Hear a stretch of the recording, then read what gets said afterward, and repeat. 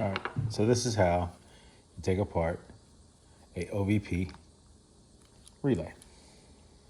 This is the 4-prong, and I believe the newer one has the 5-prong.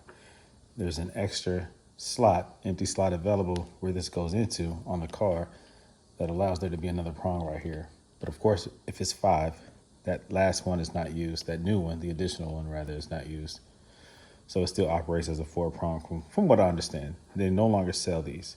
They stopped selling these back in the late 80s, early 90s. So, all right, this is how you take it apart in order to see if the circuit board is good, if there's corrosion on the inside, if it needs to be resoldered. This is out of a 1983 380 SEC Euro spec. First off, this has to be removed. This is where you have your fuse, the external fuse. This top cover has to come off. Boom. Take the fuse out.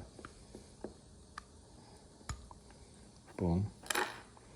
This right here slides out. Boom.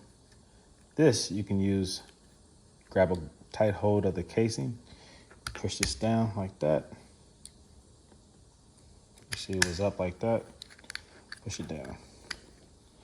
I grabbed these flathead screwdrivers because I thought I was going to have to pry around here, but I didn't. So take those out of the picture. Pull it out like that.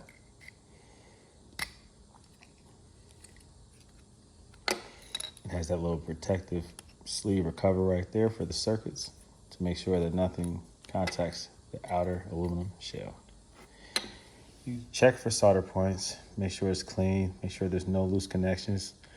You have to move some components around. Maybe I should grab this little screwdriver.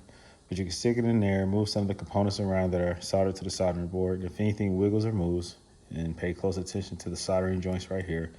If anything moves, then you have a loose connection and you resolder it. Reassembly is the opposite of what I did to disassemble. Make sure you put this protective sleeve on there, just in case any high solder points decide to want to arc to the casing. So put that on there. Pay attention to what direction. Slide back in there. Snap it. Put this back on there. Oh, wrong way. Boom.